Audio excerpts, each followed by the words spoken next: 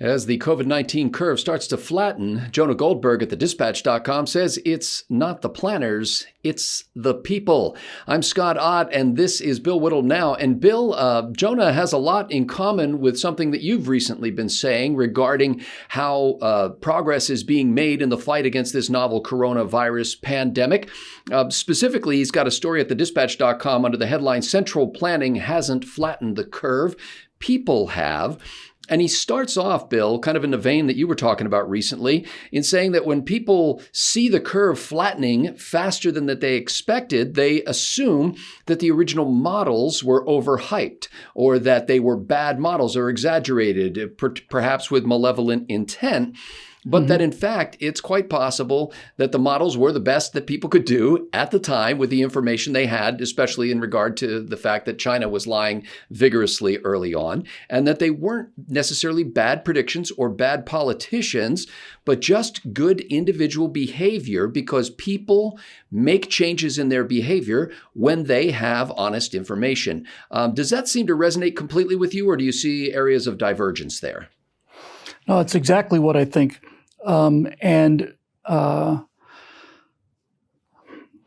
think with all the concentration on all the things that were done wrong and so on, I think on the mega scale, I think this was done exactly correctly. Donald Trump did not issue a national shutdown. He let that decision sit with the governors, which I approve of from a constitutional point of view, which I also think makes sense from an epidemiological. And some of the governors left it with the local authorities to make those decisions as well.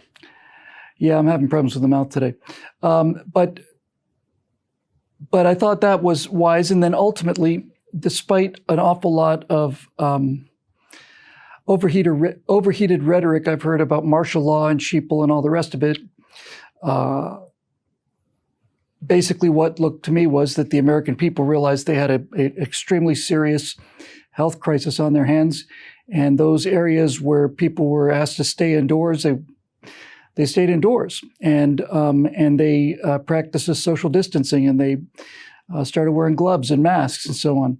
And Jonah goes a step further in that, even that he says that started happening even before governments asked people to do that, because some businesses actually shut down before they had to.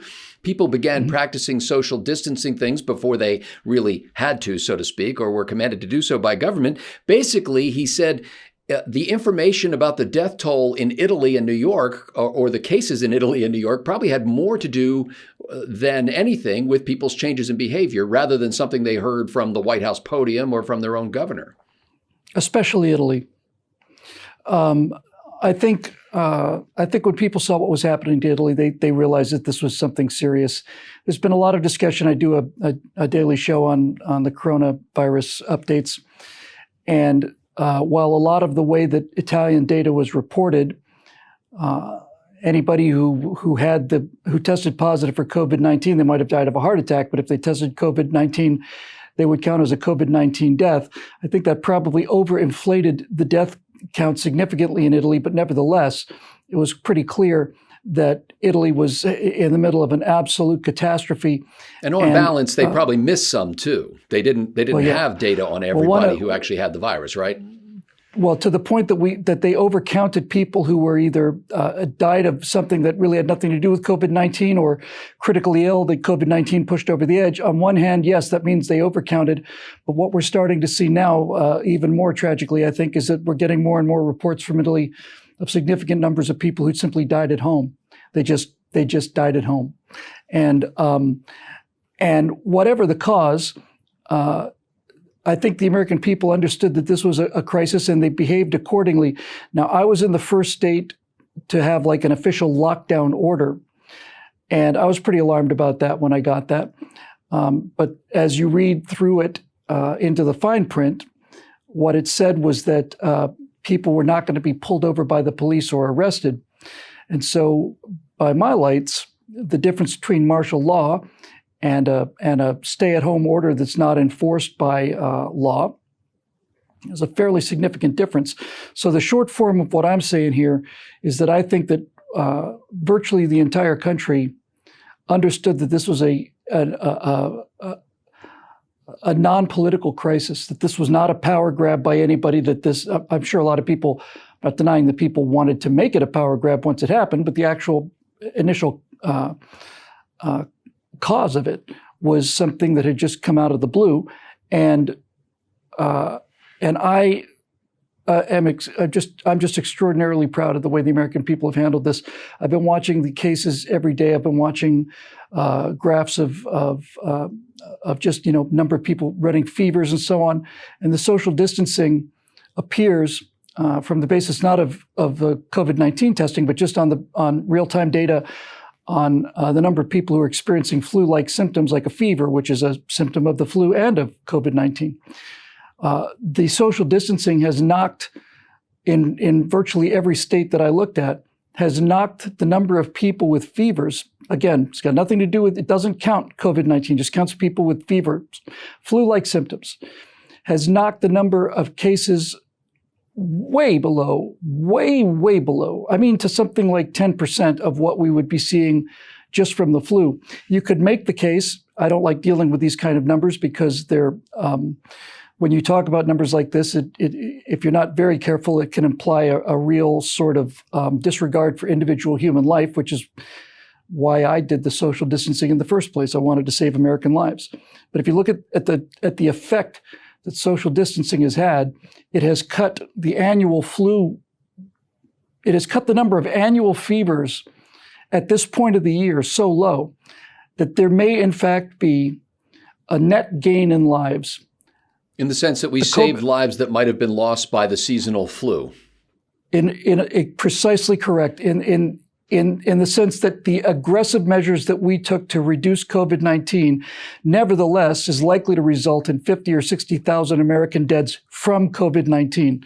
But the aggressive social distancing that we did, based on the data that I'm seeing pretty much on a daily basis in real time, which again is interesting data because it's not a question of who's tested and who's not. It's just looking how many people in America are running a fever right now versus what we would expect to see from seasonal flu. And that number in most cases is 10% of what we would expect to see. And while I don't like playing the game of dealing with the deaths or tens of thousands of deaths in terms of some kind of competition, it's starting to look like we may end up having, if not a break even, then perhaps even a net loss of American citizens because of this social distancing. Now, Bill, Jonah Goldberg has the flip side of this idea, which I thought was fascinating too, because there are a lot of cries now, including coming from the White House, saying, let's get this economy opened up again. Of course, people want to get, jobs back. People want to get working again, paychecks coming in again, drop that unemployment number back to the historic low levels that it was before this crisis. And Goldberg makes an interesting observation, I thought. He says, look, the economy is not going to sort of open back up because some government central planner says the economy is open. The government or the economy will open back up when people believe the information that they have that it is safe to do so. And again, it's people's behavior will change based on good information or the best information that they can get. And they'll make the decision about whether they're going to go back to work or whether they're going to start their businesses going again. I disagree to some extent with his fundamental premise that, if I understand it correctly, that the primary driver of this is individual people's judgment. The country will start going back to work again when it's made clear that it is safer to do so now than it was 2 weeks ago. The main thing I think the thing that's the most good news right now is that in Washington State, which was a hot spot, in New York, which was a hot spot, not only are the total number of cases well below what we thought they would be, they appear to be below the ability of the health system to handle. And that was the major crisis. That's why we did the whole social distancing. You mean within the ability of the health system to handle, basically? Yes, that's what I meant. They're below the ability. The number of cases is below the ability for us to treat them, although it got pretty close. The super danger of not doing anything was not just that if we had done absolutely nothing, not just that a huge number of COVID-19 cases were going to come, but that they were going to overwhelm the hospitals. And the thing that most people don't realize is if we'd had that kind of spike in cases where the hospitals, the healthcare system, critical care system was so badly overwhelmed, not only would people be dying of COVID-19 that might have survived if they'd had a chance to get treatment, but everybody else would have been dying too. Automobile accidents would have become fatal. Heart attacks would have become fatal. Diabetic comas would have become fatal. It's all the way down the list. Anybody who would normally have to go to the hospital, forget COVID-19, anybody who would have had to go to the hospital on a regular basis would likely have died because the hospitals would have been absolutely choked and had absolutely no capacity to deal with anybody, period. And that particular horror, as we get to the beginnings, when I say the beginnings, I mean the first 3 or 4 days, but nevertheless, it's there. That trend is definitely there. As we start to come down the backside of this curve, we begin to realize that we avoided that catastrophic overload of the healthcare system. And when I say we, I mean the country did. I have, in the last several days, maintained that with all of this sniping and all of this constant hindsight and so on, looking back at it as it happened, and we're not out of it yet, it seems to me that virtually everybody was doing the best that they could with the best information they had. And when it's all said and done, let's not forget that initial estimates for this were going to be millions of U.S. deaths. A lot of people think, oh, that was never going to be the case because the models were wrong. Well, I disagree with that. If you really want to find out, to me, when I determine whether this is serious or not, how serious it is, I don't so much listen to models. I don't listen to forecasts. I don't listen to Dr. Fauci. I don't listen to Alex Jones. When I'm trying to gauge the seriousness of this, I look at what the first responders are saying. Now, there's clearly that one story of this nurse who was crying and she said she wasn't getting enough protective equipment. It turns out that was a hoax. But just because one of them is a hoax doesn't mean the other 9,000 of them are hoaxes. Again and again and again and again and again, I was seeing, and I think I'm a good judge of this kind of thing. I've been a theater major, and I've written plays, I've directed actors. I know what good acting is and bad acting is, especially among people who can't act. And again and again and again and again and again from all across the country, and not just in hospitals, I was seeing people in hotspots saying, we have never seen anything like this. This is absolutely appalling. And because we have done as well as we did, we not only seem to be getting through this faster, we're getting through it with a lot fewer lives. And now the question is getting back to work. I want to deal with that in just 1 second. But for those people who feel that, as I felt at the beginning of this, I'll be perfectly honest, this is how I felt at the beginning. Okay, it's going to be a seasonal flu, or maybe a little worse than a seasonal flu. Let's just go out there and take our casualties and not do all this economic damage and so on. I realized that was an opinion of somebody who's in good health and had a very good chance of coming out of COVID-19 without any serious damages. And when I realized that was the perspective I was coming from, I started asking myself the kind of questions that some people today should be asking themselves. And the question that I ended up asking myself, and the answer I came back with, was to say that this disease is going to kill Americans who are older and sicker than the rest of us, and we should therefore just go on out there and take our casualties and not do what we did to mitigate this. To me, on reflection, that smells an awful, awful, awful like everything I've been fighting my entire career, and you and all conservatives have.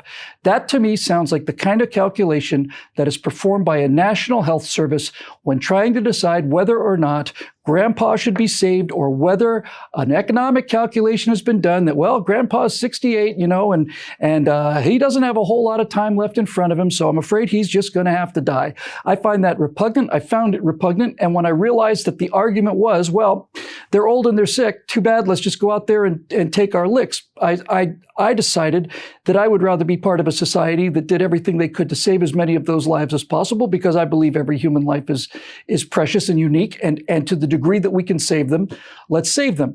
There is obviously a point at which the economic damage becomes greater than the epidemic damage, and nobody knows where that point is yet.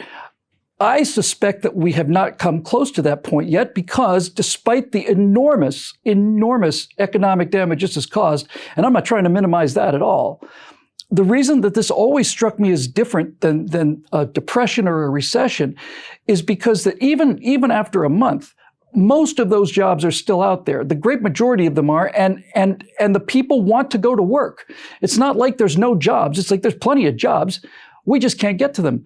So if you're going to go to all this trouble and take this damage and take this economic hit in order to save as many lives as you can, and you come out of social distancing early enough so that you simply just reinfect everybody and you get a secondary wave, then you've made things worse.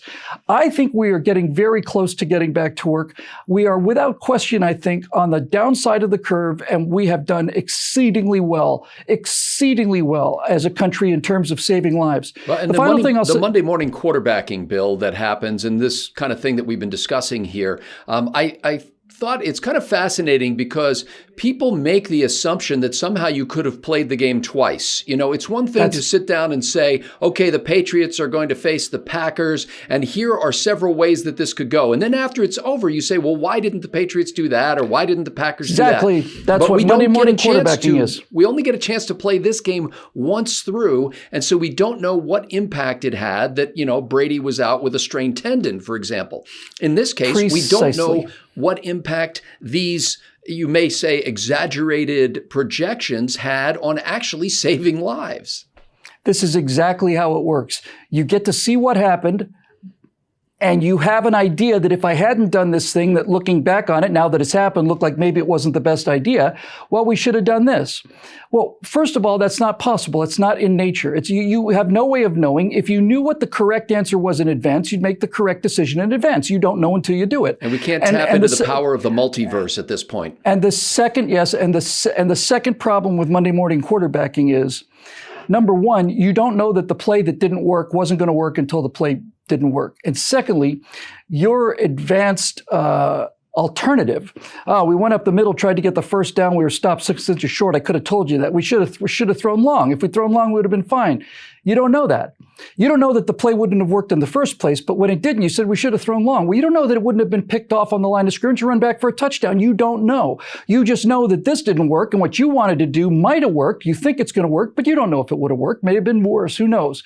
And this is why I find the whole sniping about, well, they said this or they should have done that or what. I find it to be childish, and more than anything, I find it to be destructive of the morale of the American people. And I think that most of this is promulgated by a press corps that has two objectives. One of them is to defeat Donald Trump at any opportunity, regardless of how many people it involves killing, regardless of launching a campaign against hydrochloroquine, which is proven to be extremely effective and is being denounced in the press only because Donald Trump had recommended it. If he said, don't try this under any circumstances, they'd been handing out tablets on the corners of the streets. So that's number one. And the second thing that I'm seeing everywhere from the news media and Hollywood, both of whom are beholden to Chinese money, is I see an ongoing, continuing, and accelerating effort to spin the story as the United States botched the response. America botched the response. Thousands of Americans died because of incompetence of Trump or of the Democrats or whoever. It's like, if we'd done this the other way or done that the other way, if we listened to that guy who said something in January, whatever, if we'd done all of these things different, people would be alive. And this is the media narrative now. And the reason that narrative is being promoted is because if they can switch the narrative to Trump made mistakes and people died, or Cuomo made mistakes and people died, or Newsom was over aggressive and the economy died, whatever.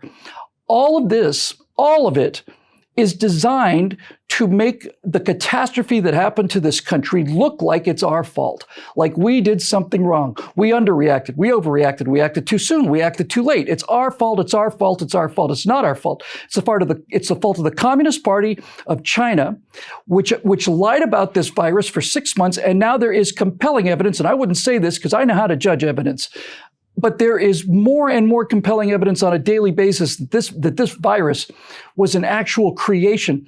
I'm not saying it was intentionally released, but I'm saying it is an artificial virus. It is showing strange chimera-like qualities where entire gene sequences of one virus and entire gene sequences of another have been put together. And the chance of that happening in nature is essentially zero.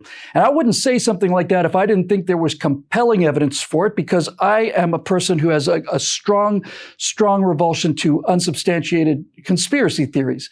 But my point is this. The Chinese government, at the very least, at the very, very least, lied about this for 6 weeks when they could have contained this by 95%. The total number of cases and deaths would be 5% of what they are if the Chinese government had been open from the beginning, and that's assuming that they didn't let this thing out of one of their labs. And if they did, then that plus the cover-up is criminal negligence. It is actionable from a legal point of view. And I think that every single death and every single dollar lost by every single business, not just here, but around the world, is laid squarely on the shoulders of a number of communist Chinese bureaucrats who decided, first of all, that they wanted to figure out a way to bring coronaviruses into the human population. And secondly, and much more importantly, lied about it, continued to lie about it, covered up samples, removed scientists who were trying to tell the truth, and essentially decided that they would try to save face rather than save lives. And these people need to be held accountable. And by held accountable, that to me means, for me, nothing I ever buy that says made in China, I will buy again unless there is no alternative to something I immediately need. And then I'll buy it on eBay so I don't have to pay for it twice. So they don't get the money twice, rather. Jonah Goldberg's thesis, and yours in many ways in this column that Goldberg wrote in the Dispatch, made me, I don't know what the right word for this is, but it's almost like empathetic for people who are advocates of strong central planning or stronger central governments. And here's why I say that. Because to believe that it really wasn't what the government did, but rather what individual people did when given good, believable information, requires a level of trust in your fellow man that goes beyond what almost anybody is capable of. But particularly, there are large numbers of people who kind of look around them and they know their coworkers, they know their family members, they know their neighbors, and they think, if my future and possibly my life is dependent upon these clowns, that's pretty scary. Let's get somebody who's better than these people around me and put them in Washington, D.C. and let them make good decisions, because actually we don't know those people in Washington, D.C., so we don't realize that they're a bunch of clowns as well. Can you see what I'm saying by sort of, I have empathy for people who have trust issues about entrusting the general public to handle something like this? I don't know if this is the point that Goldberg is making, but I think he's certainly... I'm going beyond Goldberg at this point. Well, I think you're setting the table here for what is a much more accurate and much more desirable outcome. And that is that the American people, given the information they were given, behaved the way that they should have behaved. And the evidence is on the scoreboard in terms of number of people that died versus the number of people that died in Italy and what we expected to see here. The virus didn't come to America and suddenly to say, I'm going to take it easy on you people. The reason that our mortality rate is so much lower than France and Spain and Italy and so on has got to do with our healthcare system and all the rest, but it's got to do with the fact that individual Americans made decisions on their own based on guidelines, and people basically decided what was sensible, and it turned out that was just about the right balance. You may have noticed that there was never at any point, now there have been 4 or 5 exceptions, and we can count those exceptions on 2 hands. And in a nation of 330 million people in the midst of a pandemic, I don't consider that to be a particularly bad percentage. There have been a couple cases where the law got way too aggressive. But generally speaking, since we never did see police vans going down the street, putting people in handcuffs, locking them up in the Black Marias and taking them off to prison because they were out when they shouldn't have been. And since the first lockdown law in California was said we're not going to enforce by police, that meant that the people did what they did out of a voluntary sense of understanding that this was the right thing to do and the smart thing to do.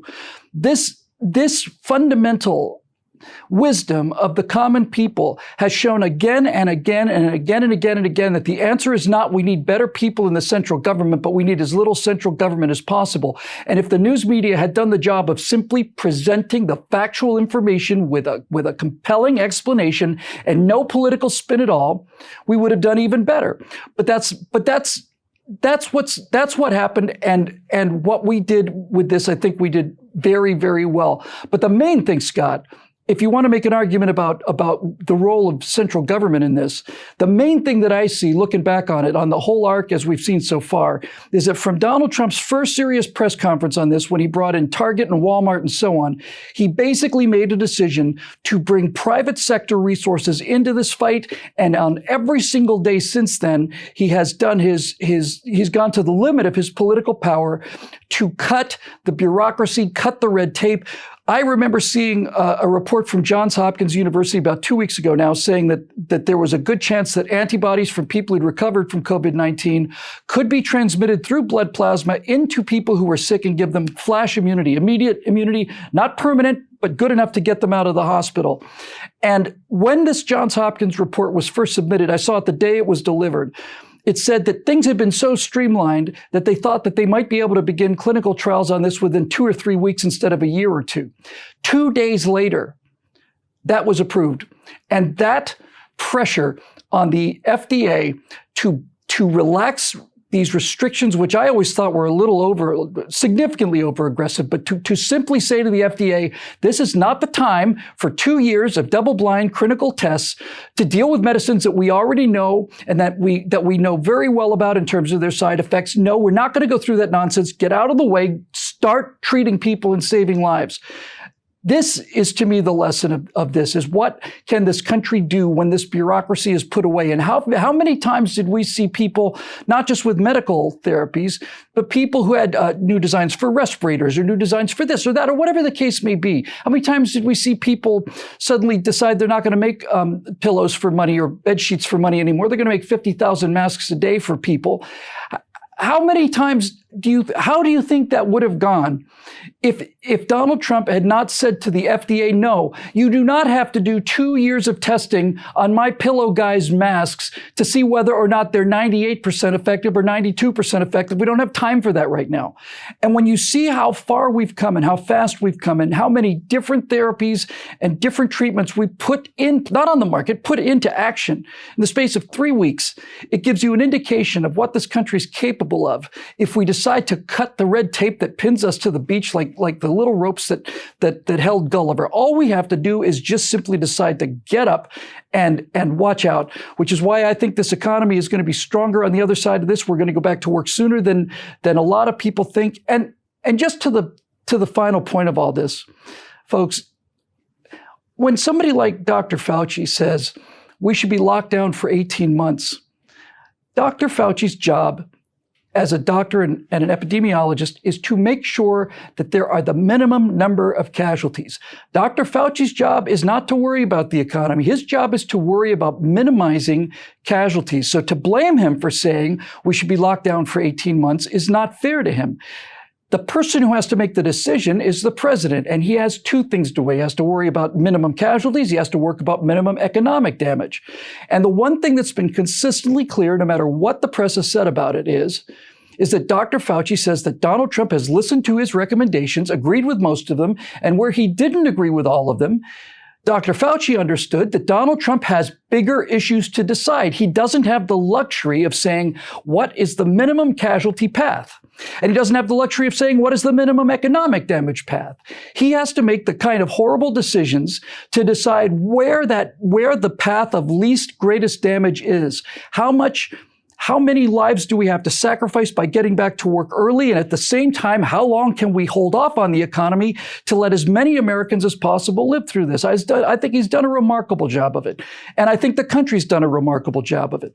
And I think that this constant perpetual sniping is a result of partisan members of the media. And I think it's also paid for by the communist Chinese government in many, many cases. And I personally am not going to be a party to it anymore. I'm just not going down that road anymore. Well, the members at BillWhittle.com have made this program possible. They're the ones who pay the bill to keep the lights on and keep the bandwidth flowing and keep this message of liberty going to people around the world. And we are eternally grateful to them. Their numbers have been growing of late as more and more people join by going to BillWhittle.com and clicking that Become a Member link. If you've not yet done so, we'll make it easy for you by putting a link in the description below. For Bill Whittle, I'm Scott Ott. Thanks to the members for making it happen.